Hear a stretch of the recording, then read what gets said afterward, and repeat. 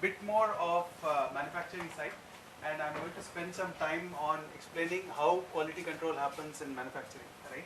And what is the shift in paradigm that is coming due to AI that is being applied into manufacturing domain, right? So the crux of the matter here is not just computer vision, but real time, right? If you see any factory, right, and I'll show some videos as we go along, things will be happening at breakneck speed. You know, products are being produced at. Uh, is this better or? Yeah. Okay. Thank you. So if you see a typical manufacturing factory, things will be happening at a breakneck speed. Right? You are going to be seeing products that are being produced at 1,000 parts per minute in some cases, and in some cases at 10,000 parts per minute. And that's just a crazy number. If you think about it, 10,000 parts per minute, running 24 hours a day, running 25 days a month, running 12 months a year, is giving rise to something like E power 12 things being produced in a yearly basis, right? And that's a staggering number. That's what manufacturing is about. Now, if you have to do quality control for products that are being produced at that level, right? You have to do it real time. Sorry, you have to do it. You have to do it real time. You cannot wait for something to be sent somewhere, analyzed, and results given the next hour or the next day or something like that, right? So my focus today is on real-time computer vision and how that is applied to manufacturing, right? A quick overview of what I'm going to be talking about. I'm going to be talking about what is quality control in manufacturing. I don't know if you, how many guys are from mechanical engineering or have some exposure to factories? Okay, I see 2 hands. That's great. 3 now. For the rest of you, I want to talk about what is this manufacturing, what is what we call product inspection, what is called process inspection, and how AI can be applied to that, right? I'm going to be talking about edge computing versus cloud computing. In some cases, edge computing is the only way forward. In some cases, with limited application, we can do cloud computing very well, right? I'm going to be talking about that, and some technical details about what are the MLOps pipelines we use, what are the models that we are using, and some use cases, right? I don't know if I'm going to have time to cover, given that we started slightly late. Bear with me if I skip something. So a bit about my background. I did metallurgy and material science from IIT Madras. Material science had a lot of computation effort into it, so I got into how to do simulations, high performance simulations in material science. Got my PhD in 2006. Worked at IBM doing research on 14 nanometer node. I was working on how to simulate RAM behavior at 14 nanometers. Now, of course, things have gone completely crazy. People are working on 2 nanometers. I cannot even imagine what that looks like. Basically, there's like one line of atoms forming a transistor. So it's a different world in semiconductors. Leaving that, I came back to India, worked in the automotive sector from 2012 to 2019. And in 2019, we saw that the intersection of manufacturing and software was not well addressed. So we started up in 2019, Jidoka Technologies. I head the software and the data science practice, and primarily the forward-thinking vision in the company, right? A bit about me, and then a bit about manufacturing and quality control, right? So if you guys think about a car, right? The car has close to 30,000 components in it, right? Everything starts from left to right, right? You have raw material, which is typically steel, can be aluminum, can be rubber, right? And then they get processed into components, which then get processed into assemblies. Like, for example, your steering system is an assembly, your brake system is an assembly, right? Your wheel system is an assembly, right? So individual manufacturers will make these assembly and then give it to the OEM. OEM is Maruti or Hyundai or Tata, these kind of people. Now, why is the OEM not doing everything? It's just cost effective, efficient to have a big supply chain of vendors, right? Now, in a particular vendor location, there are 3 stages of inspection. One, when you receive a material, you inspect that has it come correctly or not. Obviously, you're doing some process in it, you're doing some value addition to that process. So you inspect while doing the value addition. And then at the end, before dispatching it to your customer, you do another round of inspection where you see what is the final inspection, right? So 3 stages of inspection across 4 layers of manufacturing leads to a lot of man hours spent into inspection, right? And what are the kind of things that you are checking for? You're checking for, of course, things like dimensions or size and things like that, count in some cases, but you are also checking for visual defects. Is there a scratch on the product? Has somebody, has the product fallen down and hit against something and it has a dent or a scratch, or it is not functionally working? For example, gears, if there is a dent on it, it will start making noise. So there are some functional problems due to visual defects, right? So these are the defects that people are inspecting on a daily basis. And if you see some manufacturing shop floors, there will be like 50 people, as much as this room or twice this room, just engaged in inspection activity, right? Now, why is it a problem, right? It is a problem because human beings are inconsistent. If you do the same job again and again throughout the day, you will get bored. The focus that you have at the beginning and the focus that you have, say, post-lunch will be quite different, right? And you will let things go. And, that leads to customer complaints, that leads to a problem where, you must have heard about vehicle recalls, right? Why does vehicle recall happen? Because some defect was passed by some operator in some vendor and then it went to the customer and you have a faulty product. And there's a huge penalty for it, right? So automation of this visual inspection is critical, especially if we want to become big in manufacturing. And today, India has a lot of opportunity for doing that. People are talking about China plus one. So a lot of companies are coming to India to get manufacturing done here, right? Now, how does automation happen? Like manual inspection, you can imagine a person is taking a product and looking at it and saying that, okay, this is all right or not. Now, there are 2 things here. One is called the product inspection, where suppose you have a remote like this and you want to see whether the remote is working fine or not. You just look at it and then pass it on, versus automate it on a conveyor line. And I'll show some videos so you can get an idea of that, right?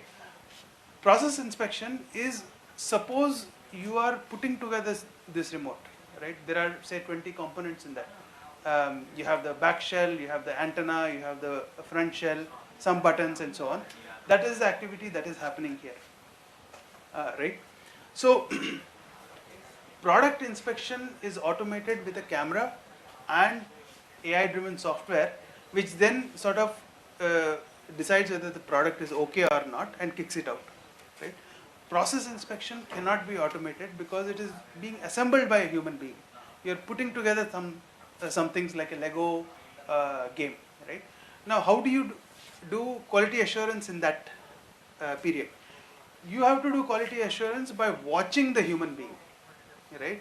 You have to watch whether the person is doing the correct job at the correct time, at the correct pace, and then ensure that yes, this product should have 20 parts in it, and it does have 20 parts in it. So that is the automation that is being done with AI today on the product side and on the process side. I'll show some videos for this and maybe pause for questions at that time, right?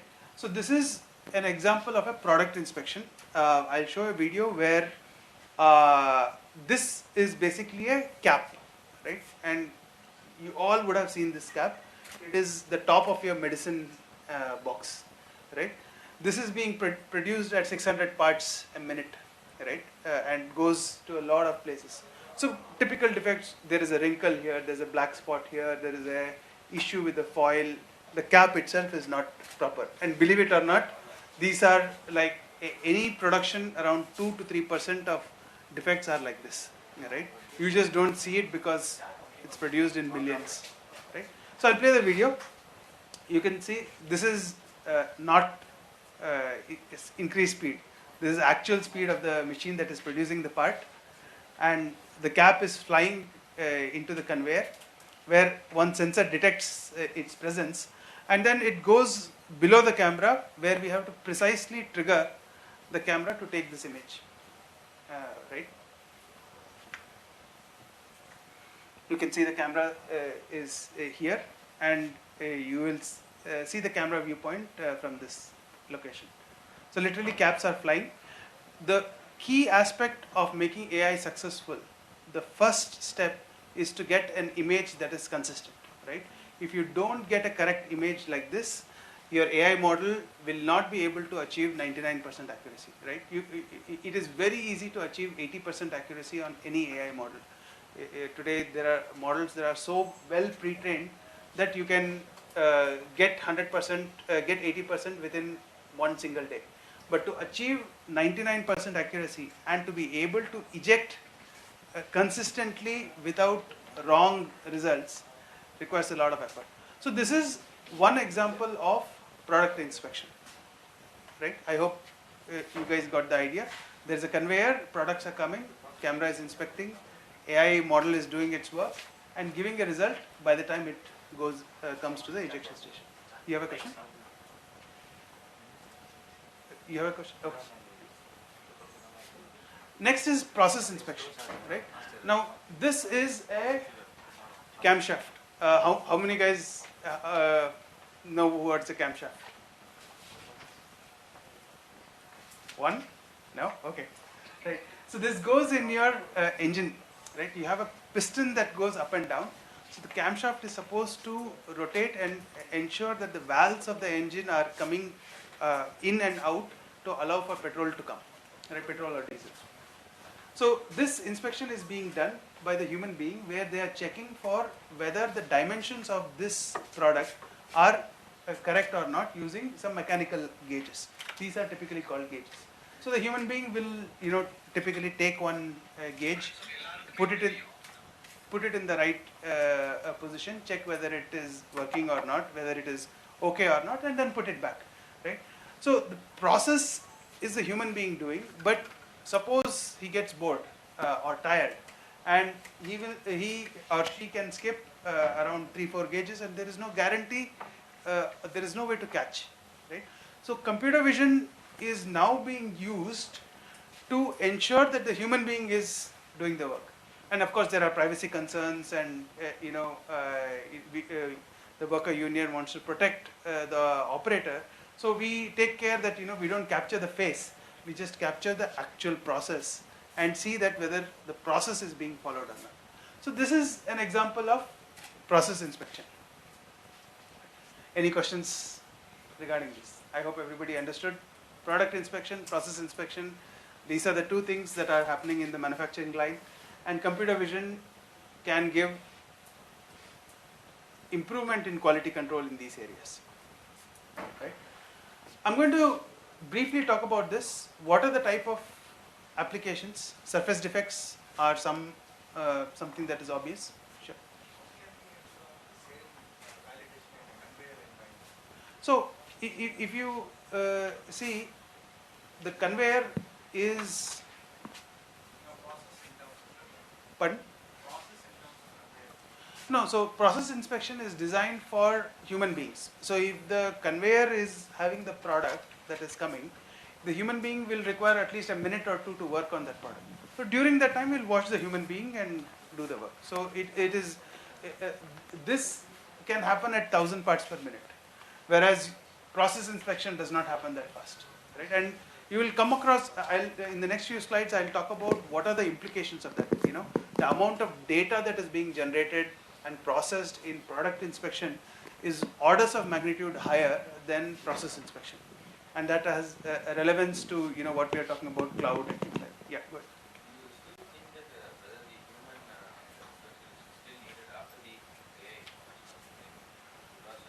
So already the AI performs around 99% of the it achieves the 99% of accuracy, but still human inspection is needed after that.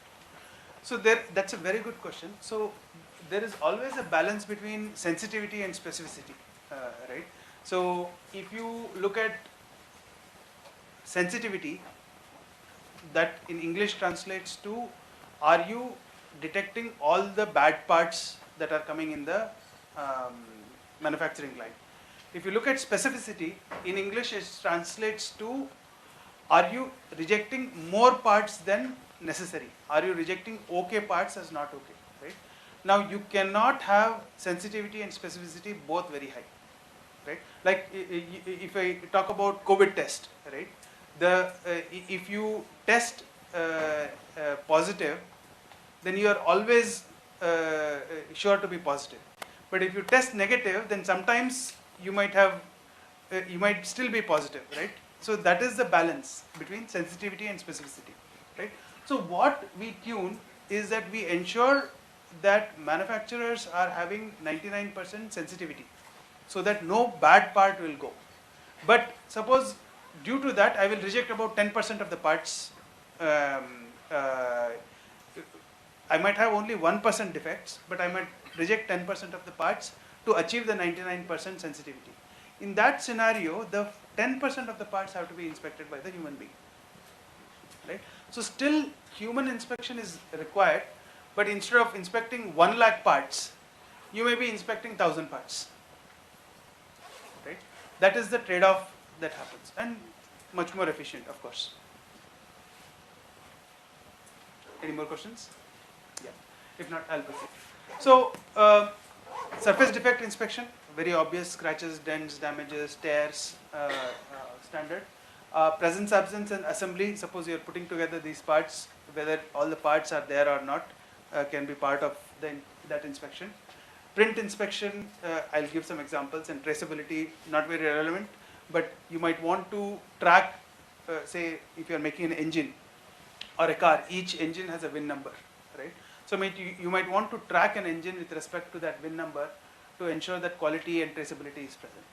So these are some of the applications, and to achieve this set of applications, the entire tech stack is going to be significantly different than what you see for say Azure or GCP kind of application, right?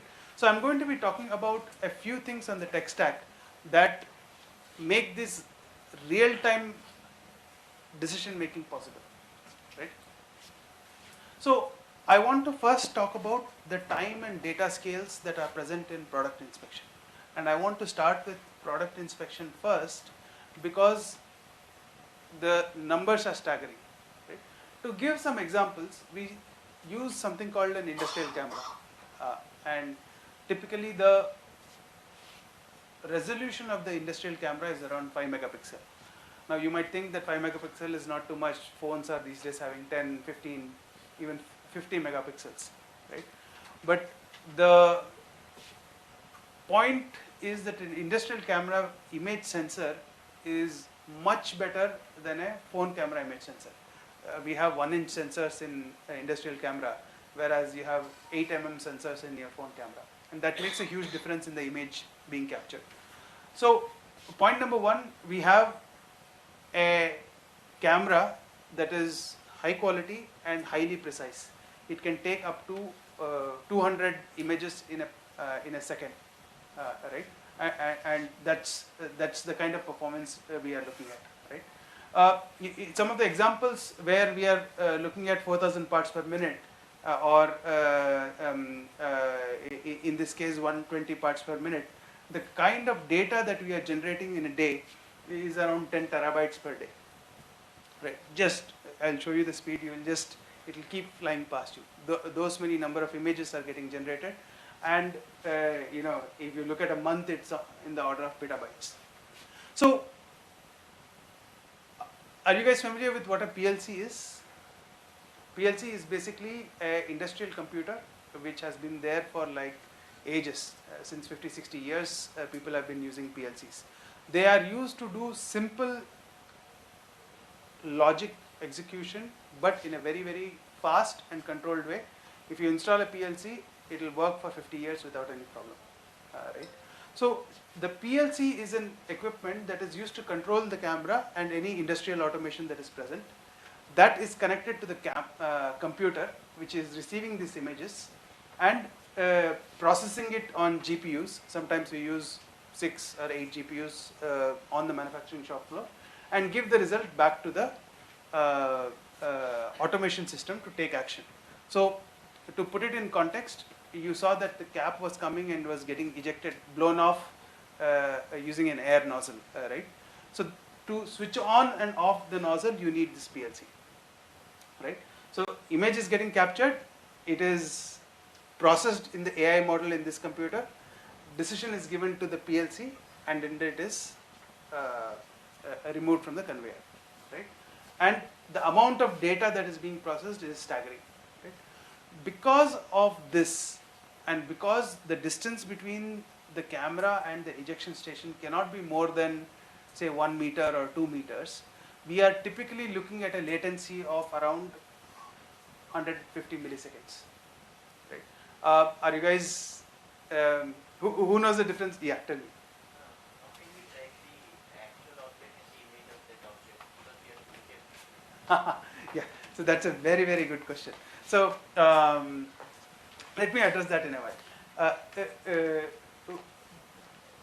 How many people understand the difference between latency and throughput? Latency is the delay, and throughput is the how much data is transferred through that medium of channel in a particular time. Very close, very close. See, latency is the time taken to finish a particular task, right?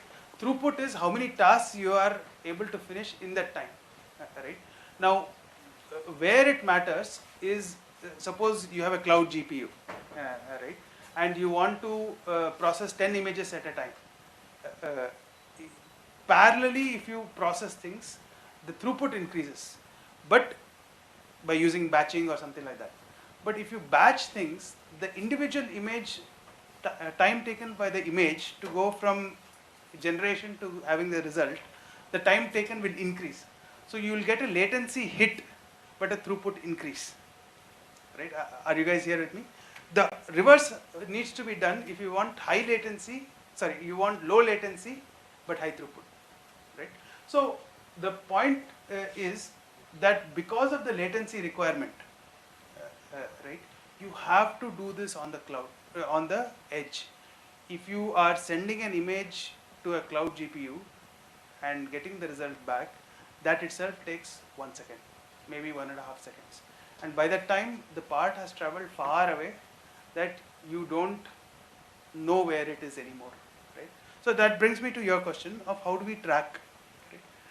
We track this by looking at the conveyor movement, right? When the part comes, we use a sensor to detect where the part is. We know the conveyor speed, so we know at what time the part is at what distance, right? By looking at the time difference between when the part was detected and when the result came, we can know where the part is. And when the part comes in front of that ejection station, we eject that as good or bad.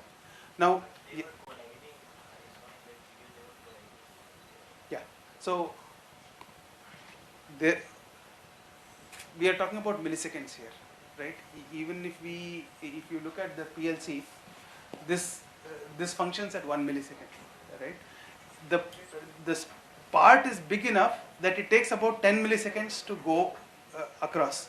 So even if they collide, I will still know where the part is, right? It is tricky, 100%. Your question is valid. There are tricky areas, and I'll show you some examples of where we are doing this with diskette inspection. It is very, very challenging to eject a particular biscuit in a small hole, and you'll see some videos.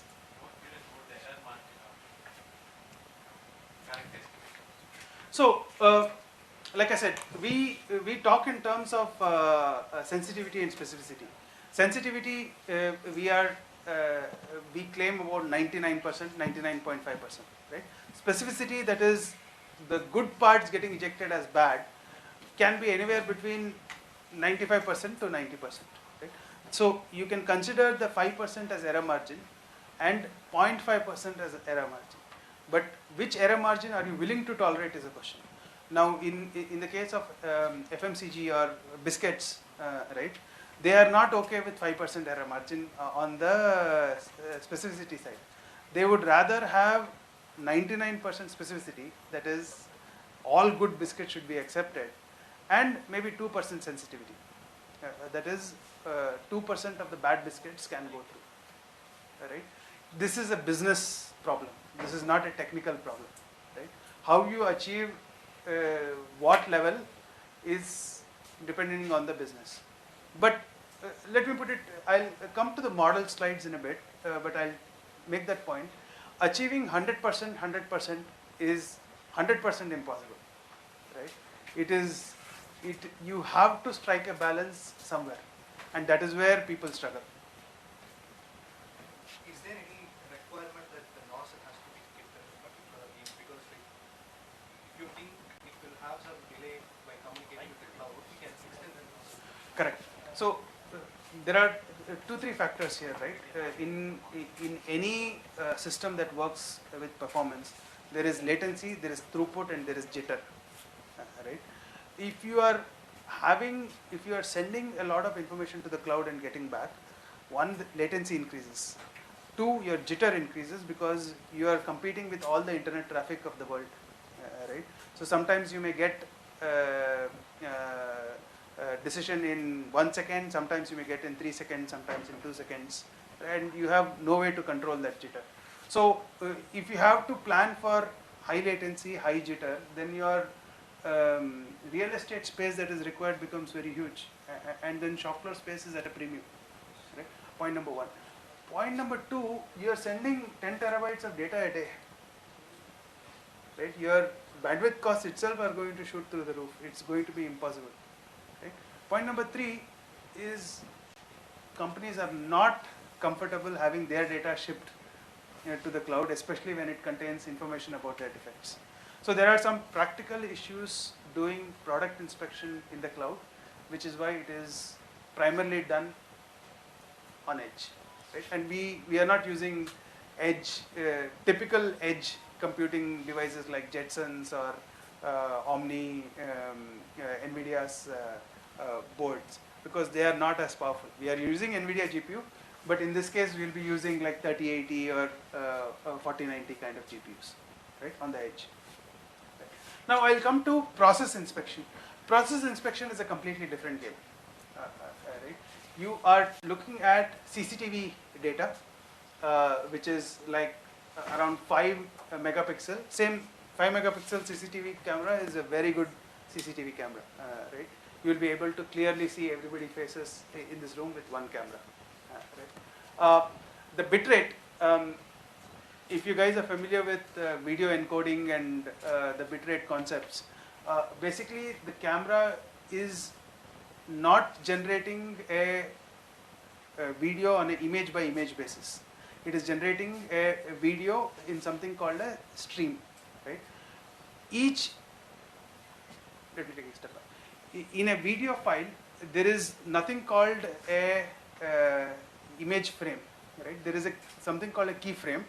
And then the subsequent frames are basically referencing this keyframe. So you are only storing the difference of the video between each frames, and this is how you reduce the space.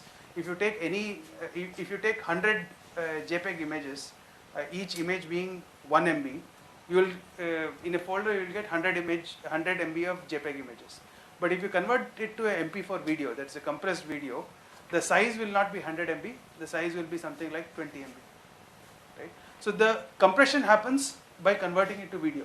Now this is specified by the bitrate. Right? Typically a 25 frames per second CCTV camera is giving a 8 Mbps bitrate. Right? Now there are some nuances around video compression that I don't want to go into, but just keep in mind that there are two very popular video compression methods, H.264 and H.265.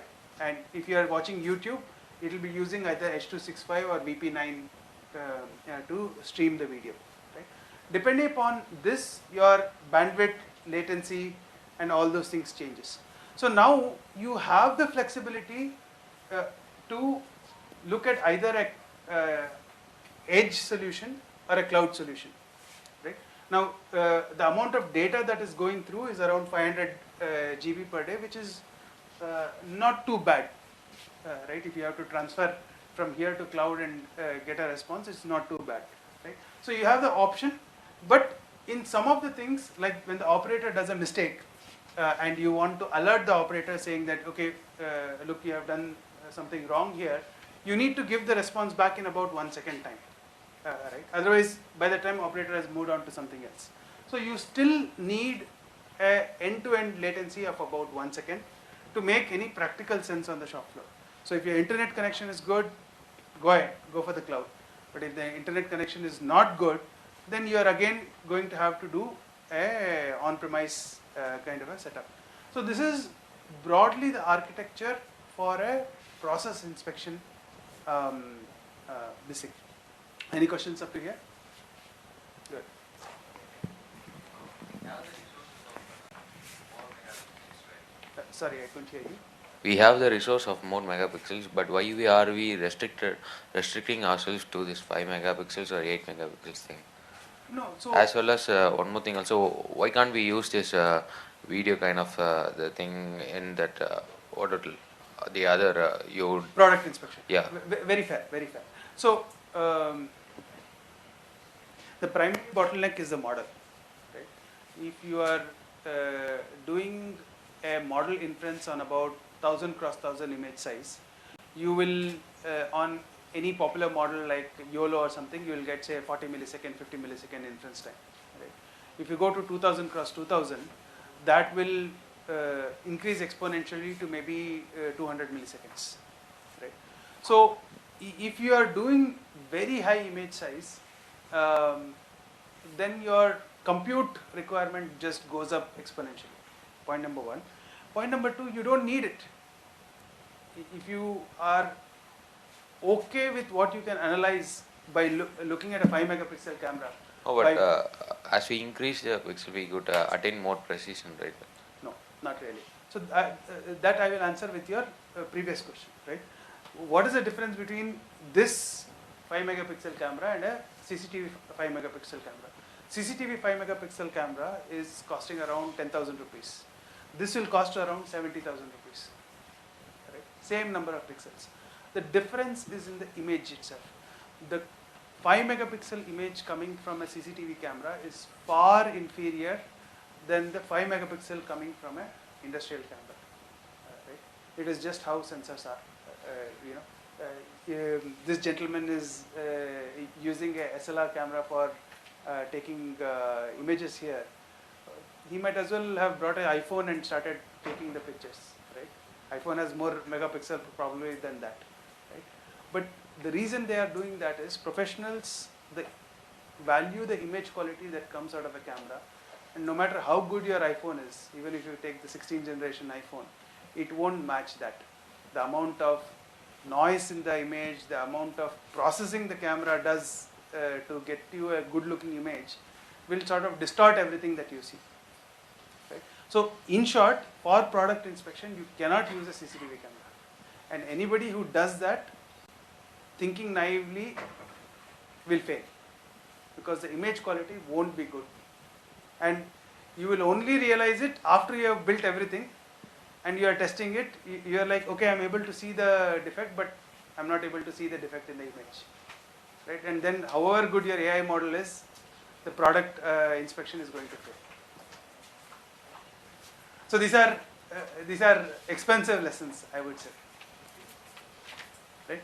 Now, end-to-end application, I just wanted to point out that when it comes to either product inspection or process inspection, right, there are so many layers of things that need to happen to make it look okay. Right? First thing I want to point out is the scalability. Right?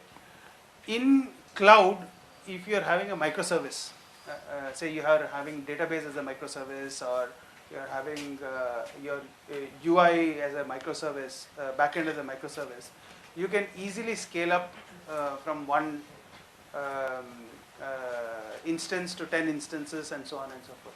So scaling up is easy. If you're using something like Kubernetes, it's just one button. You just press it, and then it'll, as the load changes or comes down, it'll change the number of instances. Here, because we are on the edge, we cannot scale up indefinitely. Right? We have to be very careful about what we are doing. Right? Point number one. Point number two, on one host. Yeah. Yeah. I'm moving. Okay. Yeah, 10 minutes. So, the point that I'm trying to make is that there is a huge amount of integration that is going on the hardware side as well as the software side. Right? I'm running short, so I'll skip some of this. Some of the models that we are using, if you are interested, contact me, I will share. For the object, for the product inspection, we are using object detection models. For the process inspection, we are using something called action recognition and action detection models, right? And if you guys are interested, I'm happy to talk about this more. MLOps, I'll skip. I want to show some use case examples. Okay.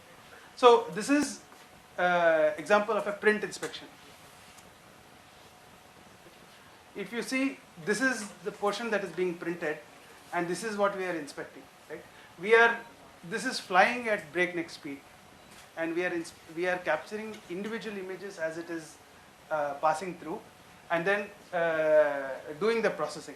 Because it is so fast, and because it was early on and we didn't have as much optimized models, we were using 4 PCs as a mini cluster on the shop floor to make this work. Right? And that had its own complexities. Another complexity, I don't know if you guys are familiar with OCR.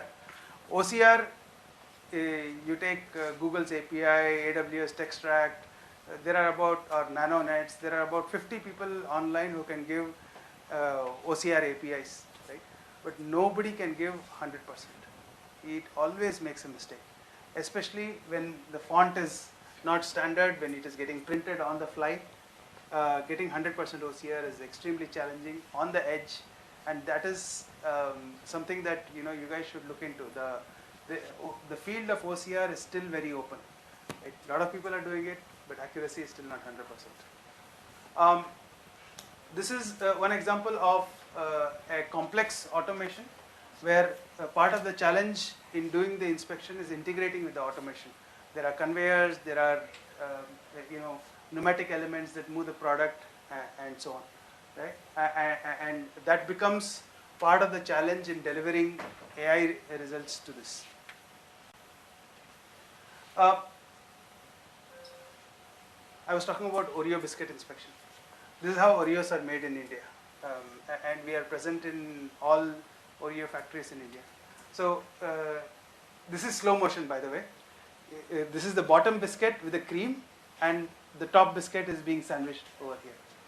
This is happening at 18 lines at around 10,000 parts per minute. Right? It's just crazy to see this. And our job was to sort of eject the bad biscuit when it comes in the place. I'll show you that. I'll jump to that video.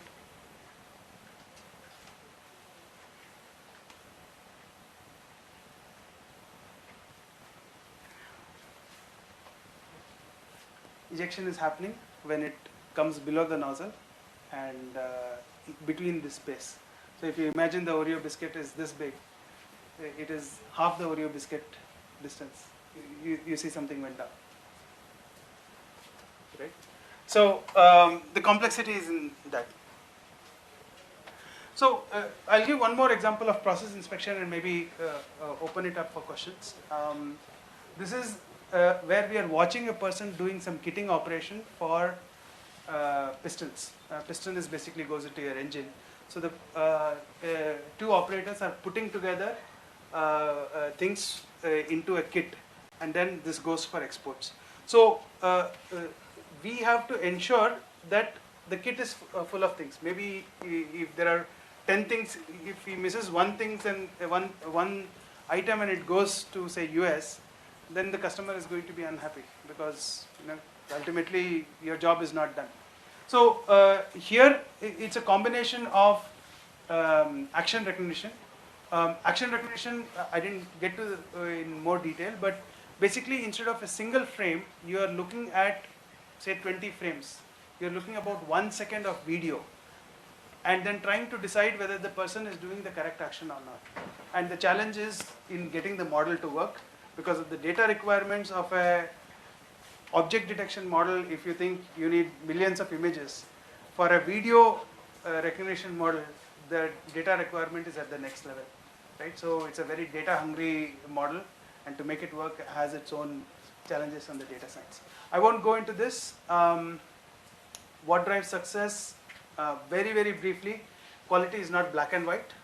If you think what is good and what is bad is clearly defined, it is absolutely not.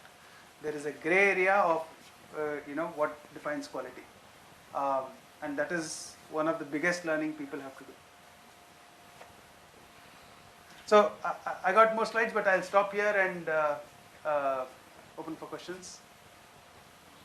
Yeah. Can you show the envelope slide again? Yeah.